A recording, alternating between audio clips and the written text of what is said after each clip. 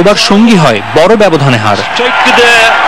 ত্রিদেশীয় সিরিজের সাফল্য কিংবা র্যাঙ্কিং এ উন্নত সুখস্মৃতি আপাতত তোলা থাক, চ্যাম্পিয়ন্স ট্রফির মূল পর্ব শুরুর আগে বাংলাদেশের ভাবনার কারণ হয়ে দাঁড়ালো ভারতের বিপক্ষে এই হার, যা টাইগারদের জন্য শুধু সতর্ক বার্তাই না, ইংল্যান্ডের বিপক্ষে প্রথম ম্যাচের আগে সব পরিকল্পনা বাংলাদেশকে সাজাতে হবে নতুন করে। লন্ডনের কেলিংটন ওভাল থেকে সাজিদ মুস্তাহিদ, সময় সংবাদ, ইংল্যান্ড। দর্শক, আমরা আলোচনায় চলে যাচ্ছি হান্নান ভাইয়ের কাছে। হান্নান ভাই, আমরা আমাদের সহকর্মীর কাছ থেকেও শুনলাম যে বিষয়টা, সেটি হচ্ছে গিয়ে মূল আসর শুরুর আগে এ ধরনের একটি হার চিন্তার কারণ হয়ে দাঁড়িয়েছে। এতদিন ধরে আমাদের ত্রিদেশীয় সিরিজ কিংবা সাসেক্সে আমাদের প্রস্তুতি ক্যাম্প যাই চলছিল, সবকিছুই যে ধারাবাহিকতাটা বজায় রেখেছিল দলের পারফরমেন্সের ক্ষেত্রে, সেটার পরে এই ধরনের একটি হার হয়তোবা বড় একটা ছেদ ঘটালো সেই ধারাবাহিক পারফরমেন্সে, ভালো পারফরমেন্সে। আপনার ধারণাটা কি, আমি সেটা শুনতে চাচ্ছি।